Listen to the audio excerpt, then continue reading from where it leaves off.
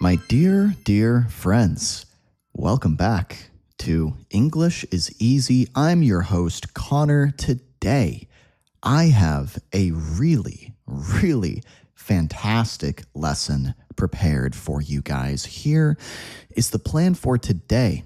We are going to learn English with a short story. The story we are going to be reading today is called A Lamb to the Slaughter, a very famous short story by a very famous English author, Roald Dahl. Okay, now here's the plan. We are going to work through the story chunk by chunk, bit by bit, piece by piece. As we go along, we are going to paraphrase, analyze, learn new vocabulary, and make sure you stick around. Make sure you watch all the way till the end of this video. There's going to be a vocabulary quiz at the end of the video so we can test what we've learned. Very quickly, before we jump in, if you would like to support me, here are a few ways to do so. First of all, you can click like on this video. That tells the YouTube algorithm that you enjoyed the video. YouTube shows my video to more people and my channel can grow. So that helps me a lot. The second way you can show support is by leaving me a comment. You can let me know where you are watching from, what you thought of this story, how difficult it was for you. Was it challenging? Maybe some new words that you learned in the story. Make sure you're subscribed to my channel. Turn that bell on to get notifications, to get notified when I upload a new video. And guys, here's a big one. Become a channel member to get PDFs for all of my videos and bonus content. Before we jump into the story, a little bit more about the author of the story, Roald Dahl, okay? 1916 to 1990. He passed away 4 years before I was born in 1994. He was a British author, very mostly famous for writing children's books, okay? Charlie and the Chocolate Factory, Matilda, the BFG, James and the Giant Peach. I'm sure you've heard of some of his extremely famous children's books, okay? But the story we're going to read today is not a story for children. It's a story for adults. Okay, he was born in Wales. His parents were Norwegian. Here's something interesting about him. He worked as a fighter pilot in World War II before he made the decision to become a writer. And his writing is known for its dark humor, kind of twisted humor, right? There are surprising twists in his stories. Sometimes there will be a plot twist and you'll think, wow, I really did not expect that. I really did not see that coming. And, you know, of course, his imagination, he had a massive imagination. He was a very imaginative storyteller. So that's just a bit about him. Now, let's jump into the story. Here's what the format is going to look like today. Like I mentioned, we're going to go chunk by chunk, piece by piece through the story. I've got the original text right here at the top in green. And then if you find it a little challenging, I've got a paraphrase section here in blue. Basically, the paraphrase section just very simply and clearly explains the original section. So if we are talking about the original section, if we're reading it and you feel lost, you feel confused, take a look at the paraphrase section. That will help you. The last section for each chunk is vocabulary, where you can see some of the more challenging language with some synonyms and some explanations. So with all of that being said, let's go ahead and get started, guys. A Lamb to the Slaughter is the name of this story. And let's just begin here. I'm going to read the original chunk to you. Let's take a listen. The room was warm and clean, the curtains drawn, the 2 table lamps alight, hers and the one by the empty chair opposite. On the sideboard behind her, 2 tall glasses, soda water, whiskey, fresh ice cubes in the thermos bucket. Mary Maloney was waiting for her husband to come in from work. Okay, so yeah, the house was cozy and tidy. We have a character here, Mary. She's got some drinks prepared for her husband, whiskey, soda, ice. She's got some whiskey sodas on ice. And she's waiting for her husband to come back from work, to return from work. The curtains are drawn. Okay, the curtains. She's got the windows covered. The curtains are drawn tight. Okay, and there are 2 table lamps alight. She's got the lights on and the curtains drawn. Okay, so we're kind of setting the scene here. Okay, now and again, she would glance up at the clock, but without anxiety, merely to please herself with the thought that each minute gone by made it nearer the time when he would come. There was a slow, smiling air about her and about everything she did. The drop of a head as she bent over her sewing was curiously tranquil. Her skin, for this was her 6th month with child, had acquired a wonderful translucent quality. The mouth was soft, and the eyes, with their new placid look, seemed larger, darker than before. Okay, yeah, so she is looking up at the clock happily. Why is it happily? Well, every minute that passes, every minute that goes by brings her closer to her husband coming home, okay? And, she's sewing. She's kind of moving around calmly. She's pregnant. Remember, it said she is with child. This was her 6th month with child, kind of an old-fashioned way of saying you are pregnant, you are with child, right? And her skin is glowing, her mouth is gentle. She's looking good, right?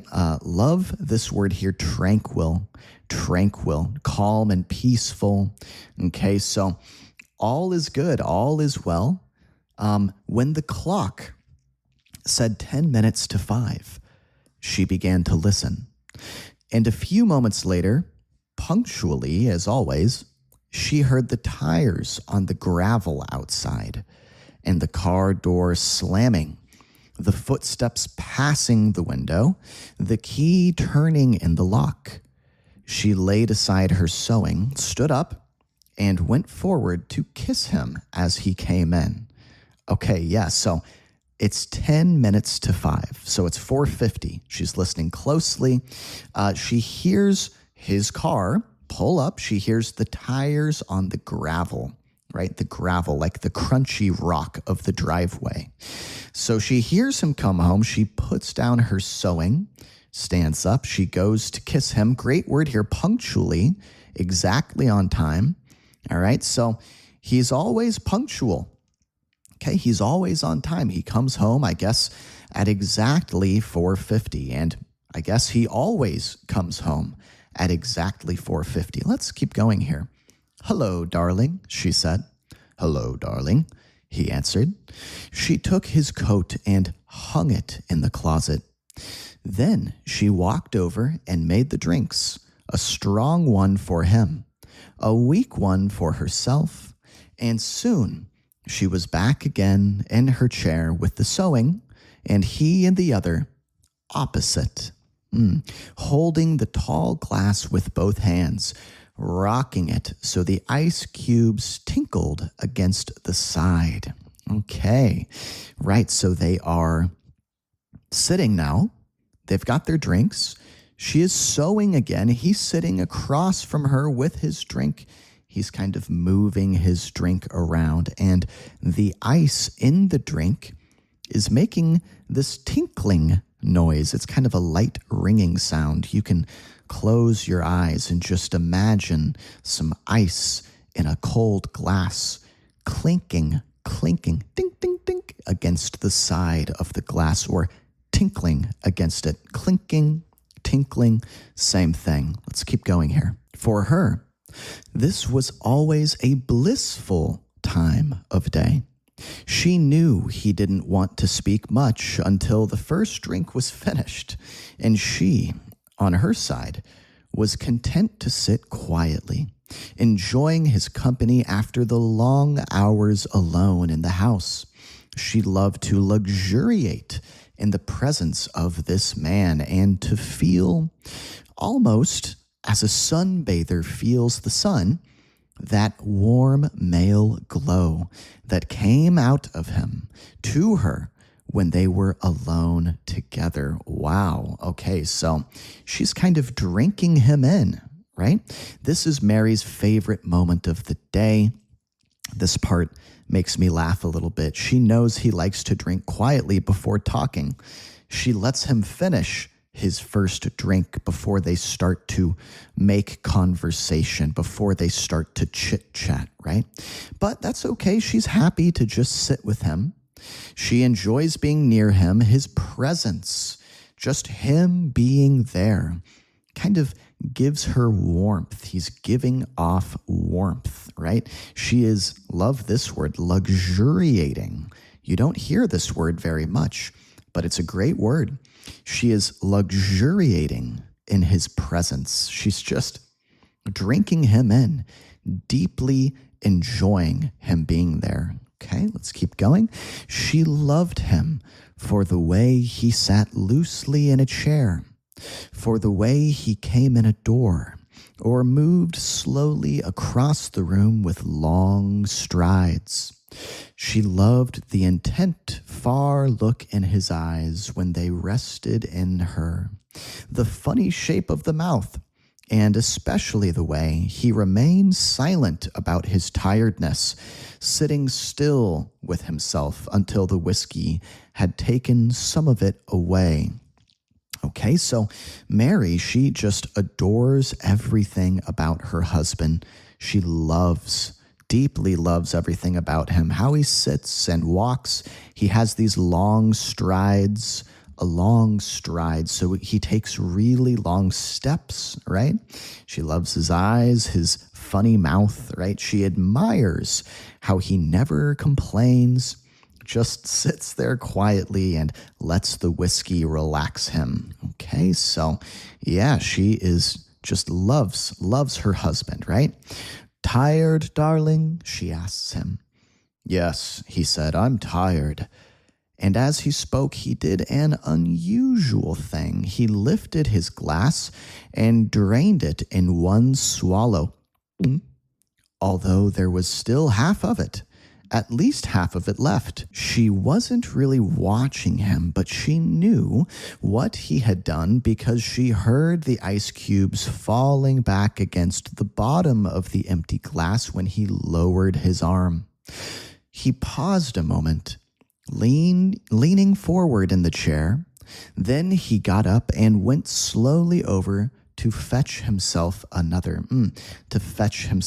to get another glass, right? So what's happening here? She asked if he was tired. He said yes, and he does something unusual, something he doesn't normally do. He drained his glass, right? He finished it all at once. He knocked it back, just downed the entire thing. Okay, and I guess that's not really like him. That's unusual for him. I'll get it, she cried, jumping up. Sit down, he said. When he came back, she noticed that the new drink was dark amber with the quantity of whiskey in it. Uh-oh. So she offers to get the drink for him. He is kind of gruff with her, kind of direct. Not very nice, not very polite. He just says, sit down, right? She's like, okay. When he comes back, he has a very stiff drink. Yeah, the new drink was dark amber, dark brown, very dark brown with the quantity of whiskey. So she sees, wow, there is a lot of whiskey in there. He poured himself a very strong drink. It seems like he's in a strange mood. Darling, shall I get your slippers? No. She watched him as he began to sip the dark yellow drink, and she could see little oily swirls in the liquid because it was so strong. She sees these little swirls, little oily swirls. She notices how strong the drink is, and once again, he's pretty gruff with her, isn't he? She's being very accommodating. She's really tending to her husband. She says, can I do this for you? Can I do that for you? He's giving her these very short, terse replies, just kind of stiff, not very friendly. He just says, no. What is happening here? I think it's a shame, she said, that when a policeman gets to be as senior as you, they keep him walking about on his feet all day long. He didn't answer. So she bent her head again and went on with her sewing, but each time he lifted the drink to his lips, she heard the ice cubes clinking against the side of the glass. Ooh. So she's trying to make conversation here. She says, man, I think it's a shame. I think it's unfair that a senior policeman has to walk all day. So he's a police officer, we're learning, right? And I guess he's a senior police officer. He's been doing it for a long time. He's a high-ranking police officer. And she says it's not fair that he has to walk around on his feet. He should get to sit down. Basically, what she's saying is, I can see how tired you are. It's not fair that you're so tired, right? Darling, she said, would you like me to get you some cheese? I haven't made any supper because it's Thursday. No, he said. If you're too tired to eat out, she went on, it's still not too late. There's plenty of meat and stuff in the freezer, and you can have it right here and not even move out of the chair. Okay, so she's really doing everything she can to make him comfortable. She's trying to be a sweet, accommodating, thoughtful wife. I'll get you some cheese. I'll get you this. I'll get you that. You don't even have to move. You don't even have to get out of your chair. Her eyes waited on him for an answer, a smile, a little nod, but he made no sign. Anyway, she went on, I'll get you some cheese and crackers first. I don't want it, he said. Ooh, this is pretty tense. It's pretty awkward between them. He's really being difficult. He is being difficult, right? I mean, he's not being very nice. He's being quite nasty to her, to his wife. Okay, let's keep going here. She moved uneasily in her chair, the large eyes still watching his face. But you must eat. I'll fix it anyway, and then you can have it or not, as you like. She stood up and placed her sewing on the table by the lamp. So she's getting nervous. She's watching him closely, and she's moving uneasily in her chair. Great word, nervously, restlessly, uncomfortably. Sit down, he said. Just for a minute, sit down. It wasn't till then that she began to get frightened. Go on, he said. Sit down. She lowered herself back slowly into the chair, watching him all the time with those large, bewildered eyes. He had finished the second drink and was staring down into the glass, frowning. Oh, man. He tells her firmly to sit down. She starts to feel afraid, right? She obeys him, but she's looking at him with large, bewildered eyes, right? Confused and surprised. He's just staring down into his glass, frowning. There's a big frown on his face. Goodness, this is pretty frightening stuff. Listen, he said, I've got something to tell you. What is it, darling? What's the matter?" He had now become absolutely motionless, and he kept his head down so that the light from the lamp beside him fell across the upper part of his face, leaving the chin and mouth in shadow. She noticed there was a little muscle moving near the corner of his left eye. Oh man, there is something really wrong here, right? He says he has something to tell her. She asks what it is, and then he's just sitting there. Half of his face is covered in shadow, concealed in shadow, right? He's just motionless, not moving at all. What is happening here? "This is going to be a bit of a shock to you, I'm afraid," he said. "But I've thought about it a good deal, and I've decided the only thing to do is tell you right away. I hope you won't blame me too much." And he told her. It didn't take long, 4 or 5 minutes at most, and she sat very still through it all, watching him with a kind of dazed horror as he went further and further away from her with each word. Oh no, what is he telling her? He says he's got something shocking to tell her. He says, "This is going to be a bit of a shock to you, I'm afraid. Basically, I'm sorry, this might be hard to hear. This might be disturbing." And then he tells her it takes about 4 or 5 minutes for him to tell her, and she's just staring at him with this kind of dazed horror on her face. Dazed is like stunned and shock, right? Horror is this feeling of fear and disgust. "So there it is," he added. "And I know it's kind of a bad time to be telling you, but there simply wasn't any other way. Of course, I'll give you money and see you're looked after, but there needn't really be any fuss. I hope not anyway. It wouldn't be very good for my job." Uh-oh.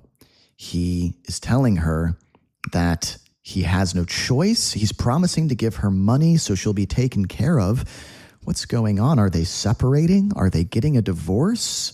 Let's just keep going and find out. Her first instinct was not to believe any of it, to reject it all. It occurred to her that perhaps he hadn't even spoken, that she herself had imagined the whole thing. Maybe if she went about her business and acted as though she hadn't been listening, then later, when she sort of woke up again, she might find none of it had ever happened. Okay, so she is in shock. She's in disbelief. She's thinking, maybe I can just pretend like I didn't hear any of this, and it will be like none of this ever happened. Wow, what did he tell her? "I'll get the supper," she managed to whisper, and this time he didn't stop her.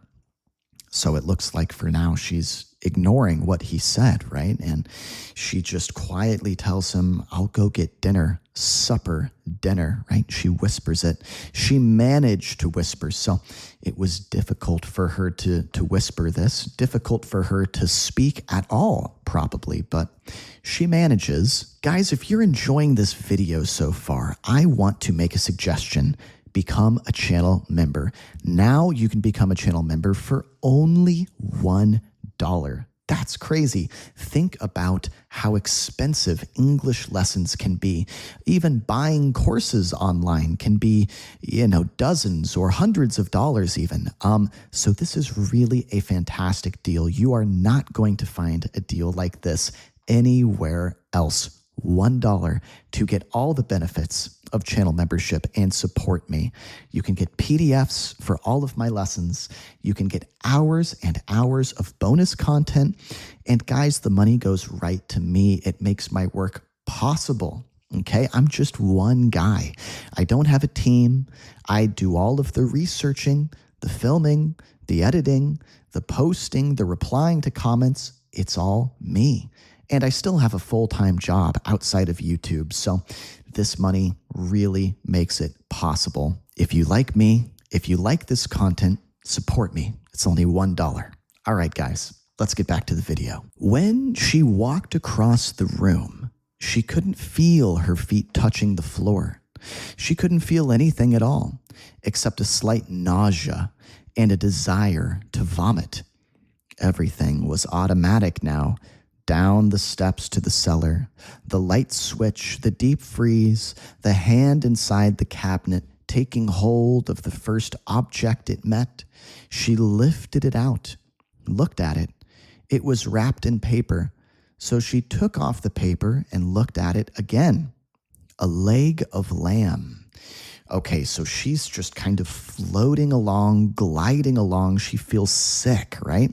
She feels this slight nausea, this sensation, this feeling like she wants to vomit or throw up. It's like she's on autopilot, like she's just kind of going through the motions without really thinking or really being present. All right, then, they would have lamb for supper. She carried it upstairs, holding the thin bone end of it with both her hands.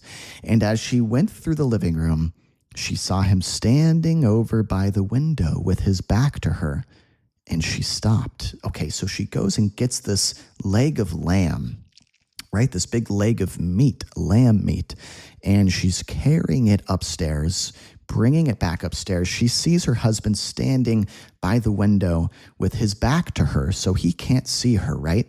And she pauses. She stops. I wonder what she's doing.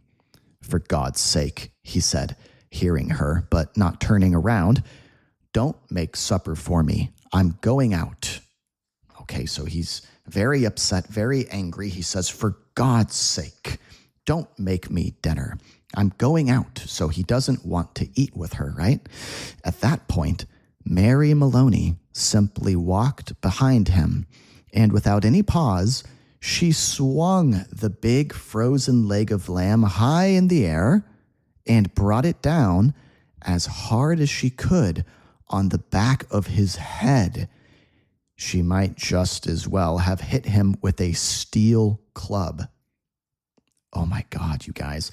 Without stopping to think, what does she do? She walks up behind him. She swings this big frozen leg of lamb down. She brings it down hard on his head, and it's like a steel club. You know, this is frozen meat, so it's really hard. It's like a metal weapon. She stepped back a pace, waiting, and the funny thing was that he remained standing there for at least 4 or 5 seconds, gently swaying. Then he crashed to the carpet. Oh my God, I can't believe this. She steps back, she's waiting. She stepped back a pace, so 1 step back, right? She just watches him kind of swaying back and forth, moving from side to side, looking very wobbly. And then he crashes to the carpet. He collapses. He falls down. The violence of the crash, the noise, the small table overturning helped bring her out of the shock. She came out slowly, feeling cold and surprised, and she stood for a while blinking at the body, still holding the ridiculous piece of meat tight with both hands. Oh my God. So he falls down and there's this loud crash. There's a small table that tips over. It overturns, right? So it kind of flips over, and she's just standing there, dumbstruck, just blinking and staring at his body with this leg of lamb in her hands. All right, she told herself, so I've killed him. She's coming to terms with what's happening here, coming to terms with the situation. She's starting to realize what's going on. It was extraordinary now how clear her mind became all of a sudden. She began thinking very fast. As the wife of a detective, she knew quite well what the penalty would be. That was fine. It made no difference to her. In fact, it would be a relief. On the other hand, what about the child? What were the laws about murderers with unborn children? Did they kill them both, mother and child? Or did they wait until the 10th month? What did they do? Okay, so her mind feels sharp and clear now, and she's realizing there are going to be some serious penalties, punishments for murdering a detective, right? And she's thinking about what is going to happen legally here because she's pregnant. She's 6 months pregnant, right? And she doesn't care so much about herself, right? She even says, it sounds like a relief to be punished, maybe even, who knows, put in jail for life, killed over this, put to death, who knows? Will she get the death penalty? What will her punishment be? But it sounds like she's worried about her unborn child way more than herself, right? Okay, Mary Maloney didn't know. And she certainly wasn't prepared to take a chance. She carried the meat into the kitchen, placed it in a pan, turned the oven on high, and shoved it inside. Then she washed her hands and ran upstairs to the bedroom. She sat down before the mirror, tidied her hair, touched up her lips and face. She tried a smile. It came out rather peculiar. She tried again. Okay, so she puts the leg of lamb in a pan, shoved it into the oven, right? Put it in forcefully, pushed it in, shoved it in. Then she washed her hands. She's doing her hair and makeup. Okay. She's looking at herself in the mirror. She's practicing smiling, but she's noticing that her smile looks a little peculiar, a little odd, a little strange, a little weird. "Hello, Sam," she said brightly, aloud. The voice sounded peculiar, too. "I want some potatoes, please, Sam." "Yes, and I think a can of peas." That was better. Both the smile and the voice were coming out better now. She rehearsed it several times more. Then she ran downstairs, took her coat, went out the back door, down the garden, and into the street. So she's kind of rehearsing, right? It's like she's getting ready for a performance. And it is going to be a performance. She needs to pretend like everything is just fine, like nothing is amiss. Nothing is strange. Nothing is out of the ordinary, right? Okay. She's using this name Sam. She's like practicing talking to whoever this person Sam is. It wasn't 6 o'clock yet, and the lights were still on in the grocery shop. "Hello, Sam," she said brightly, smiling at the man behind the counter. "Why, good evening, Mrs. Maloney. How are you?" "I want some potatoes, please, Sam." "Yes, and I think a can of peas." All right, so she goes to the grocery store, okay, the grocery shop, and she's talking to Sam. I guess that's the shopkeeper, the man who works there, and she tells him what she wants, right? The man turned and reached up behind him on the shelf for the peas.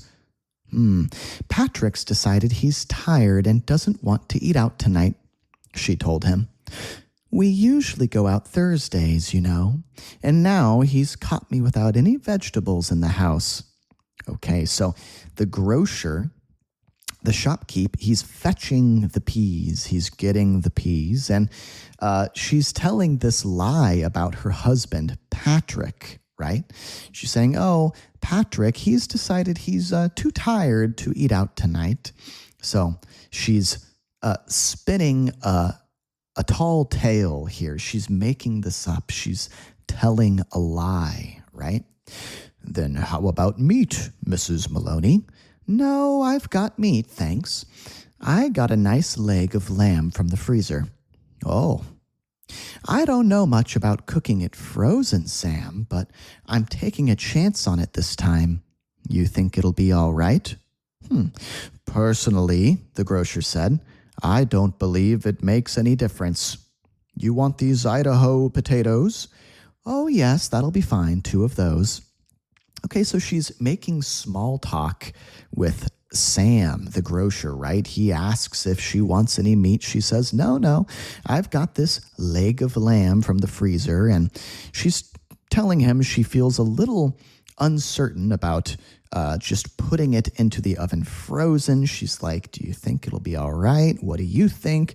He's like, personally, here's what I think. I don't believe it makes a difference. I think it's totally fine. So he's reassuring her that it's all right to do that. Okay. And they're just making this idle chit-chat, idle chatter, the small talk, right? Anything else? The grocer cocked his head on one side, looking at her pleasantly. How about afterwards? What you going to give him for afterwards? Well, what would you suggest, Sam? The man glanced around his shop. How about a nice big slice of cheesecake? I know he likes that. Perfect, she said. He loves it. Okay, so they're talking about dessert now, and he cocked his head to one side. Cocked his head, right? Looked at her pleasantly. Gave her a pleasant look, a nice look, a friendly look, right? And when it was all wrapped and she had paid, she put on her brightest smile and said, Thank you, Sam. Good night. Good night, Mrs. Maloney, and thank you. Okay, so she gets her groceries. She's leaving. She bids him good night. She tells him good night, and she is on her way, right? Okay, here's a long chunk here, guys. Let's focus. And now she told herself as she hurried back, all she was doing now, she was returning home to her husband, and he was waiting for his supper. And she must cook it good and make it as tasty as possible because the poor man was tired. And if, when she entered the house, she happened to find anything unusual or tragic or terrible, then naturally it would be a shock and she'd become frantic with grief and horror. Mind you, she wasn't expecting to find anything. She was just going home with the vegetables. Mrs. Patrick Maloney going home with the vegetables on Thursday evening to cook supper for her husband. Okay, so she's telling herself a story here. She says, I'm just a wife. I'm just coming home with the vegetables to cook dinner for my tired husband. And if I do see something shocking, then I would be very, very upset, right? Okay, so she's kind of coaching herself. She's getting ready. She's kind of weaving, spinning, writing this story, okay? That's the way, she told herself. Do everything right and natural. Keep things absolutely natural, and there'll be no need for any acting at all. Therefore, when she entered the kitchen by the back door, she was humming a little tune to herself and smiling, humming a little tune. Okay, so she is trying to pretend like everything is hunky-dory. It's a very native expression. What does that mean? If everything is hunky-dory, that means there are no problems. Everything is great. Everything is A-okay, just fine. Patrick, she called. How are you, darling? She put the parcel down on the table and went through into the living room. And when she saw him lying there on the floor with his legs doubled up and one arm twisted back underneath his body, it really was rather a shock.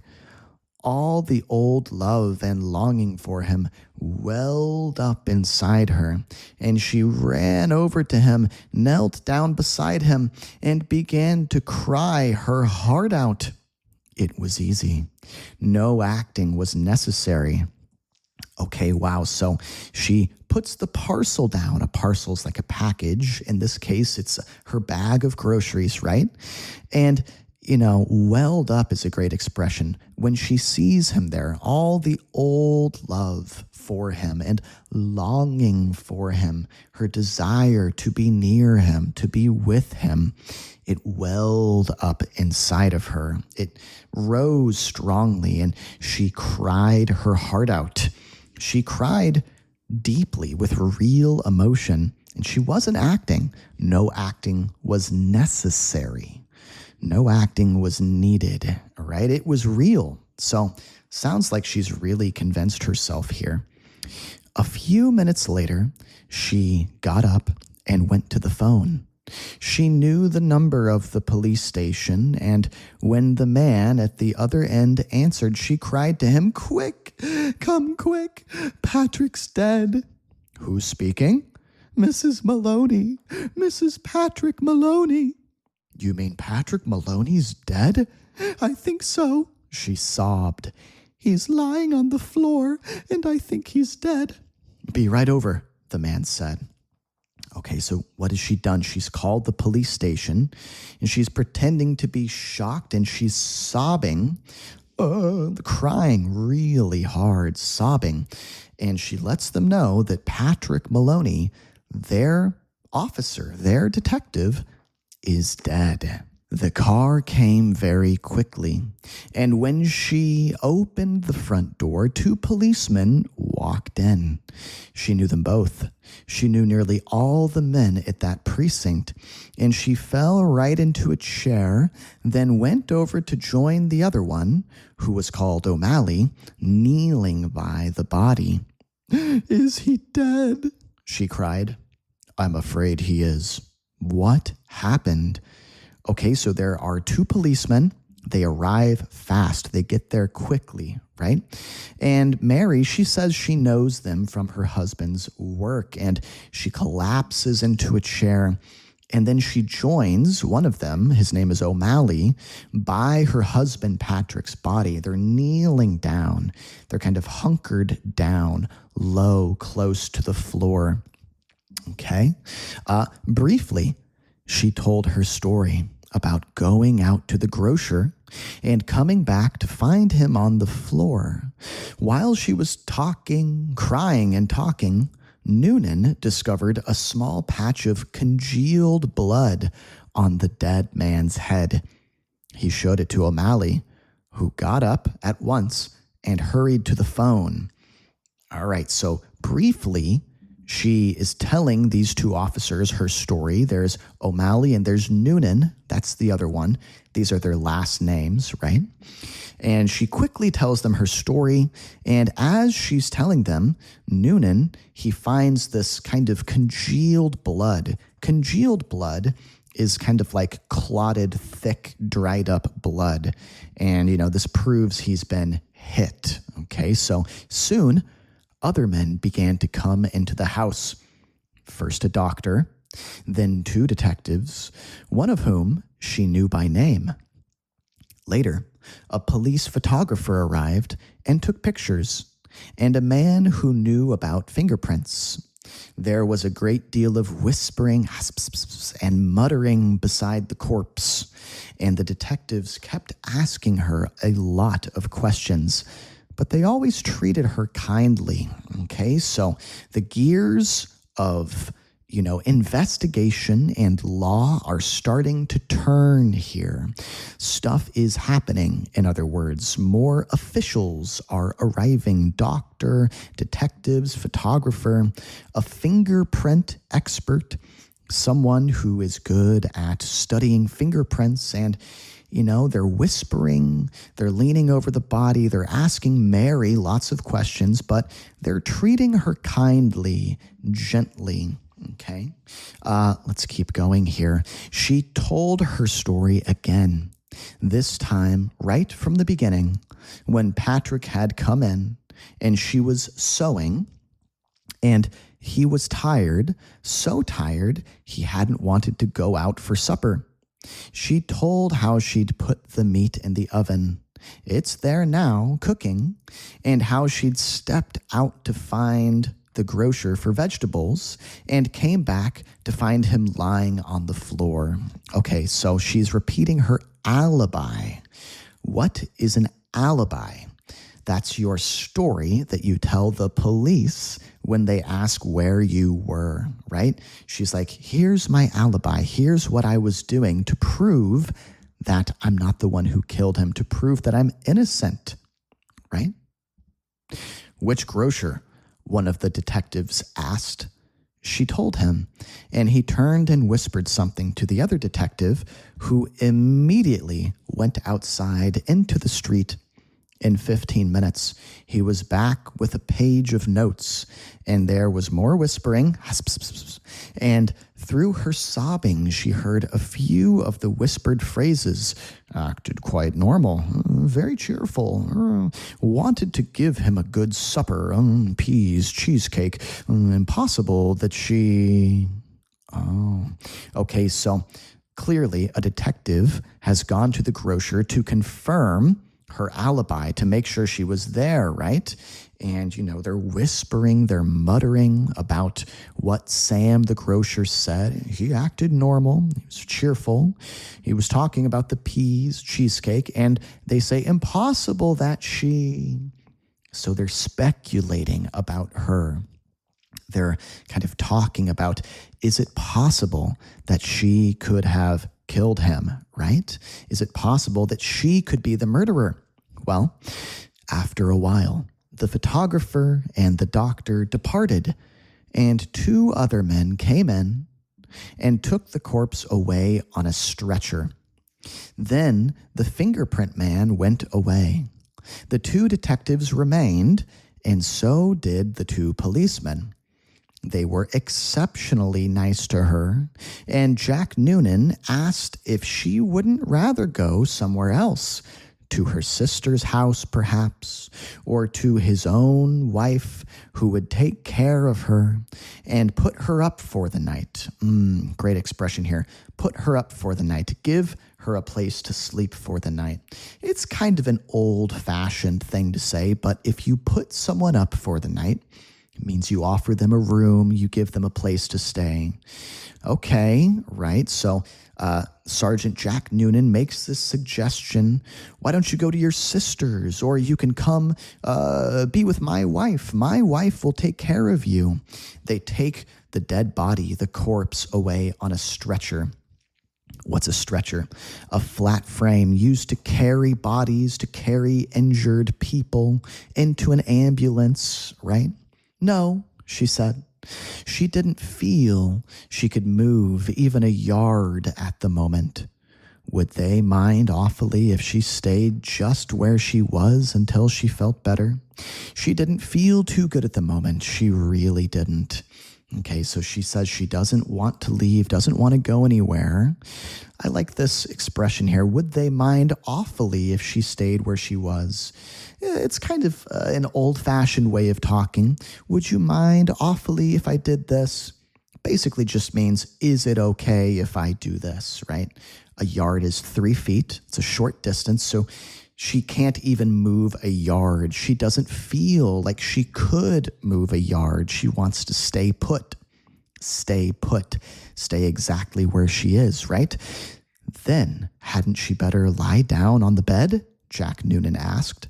No, she said. She'd like to stay right where she was in this chair. A little later, perhaps, when she felt better, she would move. So Noonan, this police officer, is like, wouldn't you feel better if you lied down in your bed? And she's like, no, I prefer to stay here in my chair. I really don't want to move. I'll move later when I feel better. Okay, let's keep going. So they left her there while they went about their business, searching the house. Occasionally, one of the detectives asked her another question. Sometimes Jack Noonan spoke at her gently as he passed by. Her husband, he told her, had been killed by a blow on the back of the head administered with a heavy, blunt instrument, almost certainly a large piece of metal. They were looking for the weapon. The murderer may have taken it with him. But on the other hand, He may have thrown it away or hidden it somewhere on the premises. Okay, a lot to dissect here. Basically, the detectives continued searching the house. A detective explained that Patrick had been killed by a heavy blunt object, probably metal, likely metal, right? The killer might have taken the weapon or hidden it somewhere nearby. One great word here, administered, the blow, the hit to the back of the head was probably administered or given or delivered by a blunt instrument. What does this mean? Like a musical instrument? No. An instrument is really just a tool. So a musical instrument is like a tool for making music. In this case, it's an instrument of murder, right? It's a murder weapon. Okay, so a blunt instrument. Blunt is like something heavy that you would use to hit somebody with. Okay, a heavy object, yes, without a sharp edge. So a sword or a knife would not be a blunt instrument. It's too sharp. It's got a sharp edge. A blunt instrument would be like a club, right? A bat. And they say the killer might have hidden the weapon somewhere on the premises, okay? The premises, like the house that they're in currently, the property that they're in, right? It's the old story, he said. Get the weapon and you've got the man. So the detective is saying, if you find the weapon, you will find the killer. It's the same old story. Basically, this happens all the time, right? Later, one of the detectives came up and sat beside her. Did she know, he asked, of anything in the house that could have been used as the weapon? Would she mind having a look around to see if anything was missing? A very big spanner, for example, or a heavy metal vase? They didn't have any heavy metal vases, she said, or a big spanner. She didn't think they had a big spanner, but there might be some things like that in the garage. Okay, now I'm actually learning a new word here, spanner. This is British English. It means a wrench, a tool for turning bolts, okay? Yeah, all right. So he's asking, is there anything around the house, on the premises here, that could have been used in this murder as a blunt object, as the instrument of the murder, right? So the search went on. She knew that there were other policemen in the garden all around the house. She could hear their footsteps on the gravel outside, and sometimes she saw a flash of a torch through a chink in the curtains. It began to get late, nearly 9, she noticed by the clock on the mantel. The 4 men searching the rooms seemed to be growing weary, a trifle exasperated. Okay, so the police, they're looking, they're searching inside, outside, and she hears their footsteps on the gravel, and she sees their torches. There's more British English. In America, we say flashlights, right? Through a chink in the curtains, a little opening. 9 o'clock, the men seem tired and frustrated. They seem exasperated, like they really are at a loss. That's another great expression, at a loss. They don't know what to do next, right? Jack, she said, the next time Sergeant Noonan went by, would you mind giving me a drink? Sure, I'll give you a drink. You mean this whiskey? Yes, please, but just a small one. It might make me feel better. He handed her the glass. Why don't you have one yourself? She said. You must be awfully tired. Please do. You've been very good to me. Well, he answered, it's not strictly allowed, but I might take just a drop to keep me going. Okay, so she is asking for a drink of whiskey, and she is offering him a drink of whiskey as well. He says this isn't really allowed. It's not strictly allowed, not formally permitted, not officially okay, right? But he says just a little bit. One by one, the others came in and were persuaded to take a little nip of whiskey. They stood around rather awkwardly with the drinks in their hands, uncomfortable in her presence, trying to say consoling things to her. Okay, so the other policemen are taking little nips of whiskey. What's a nip? Just a very small amount. And we usually only say this with whiskey, I think. I'm not really sure we say this for other alcohols. But anyway, with whiskey, you hear this a lot, a nip of whiskey, just a little bite of whiskey, a tiny little sip, right? Okay, so they are like consoling her. They're trying to comfort her, trying to soothe her, trying to say things to make her feel better in this trying time. Sergeant Noonan wandered into the kitchen, came out quickly and said, "Look, Mrs. Maloney, you know that oven of yours is still on and the meat is still inside?" "Oh, dear me," she cried, "so it is. I had better turn it off for you, hadn't I?" "Will you do that, Jack? Thank you so much." Okay, so police officer Sergeant Noonan has to remind her that her leg of lamb is still cooking in the oven. He notices that the oven is on, so he reminds her to turn it off. When the sergeant returned the second time, she looked at him with her large, dark, tearful eyes. "Jack Noonan," she said. "Yes?" "Would you do me a small favor, you and these others?" "We can try, Mrs. Maloney." "Well," she said, "here you all are, and good friends of dear Patrick's too, and helping to catch the man who killed him.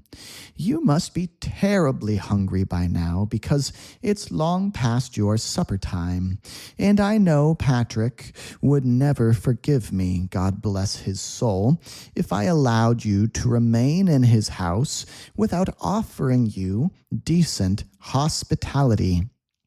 Why don't you eat up that lamb that's in the oven? It'll be cooked just right by now."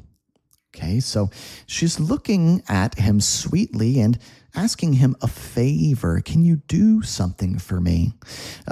Since they're Patrick's friends, right, these other police officers, they knew Patrick when he was alive, and it's late right now. She wants to offer them some hospitality, extend to them some hospitality. She's saying, "This is what Patrick would have wanted. Please, won't you stay and eat this lamb with me?" She's trying to offer them some food. "Wouldn't dream of it," Sergeant Noonan said.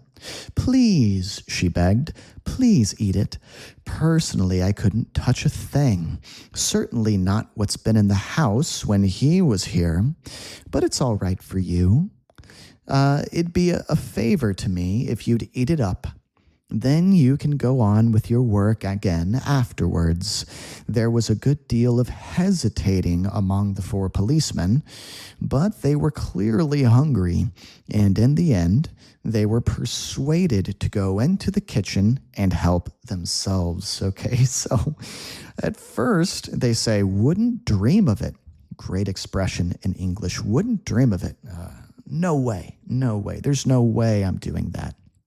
They refused politely, or we can say they politely declined, right? But she insists, and she says it would bring her comfort if they would. So after some hesitation, they say, "Well, it is late and we are hungry," okay? And they eventually, in the end, agreed. They went into the kitchen to eat the lamb. Okay, here's a big chunk here, guys. Let's listen carefully. "The woman stayed where she was, listening to them speaking among themselves, their voices thick and sloppy because their mouths were full of meat. 'Have some more, Charlie?' 'No, better not finish it. She wants us to finish it. She said so. Be doing her a favor.' 'Okay then, give me some more.' 'That's a hell of a big club that guy must have used to hit poor Patrick,' one of them was saying.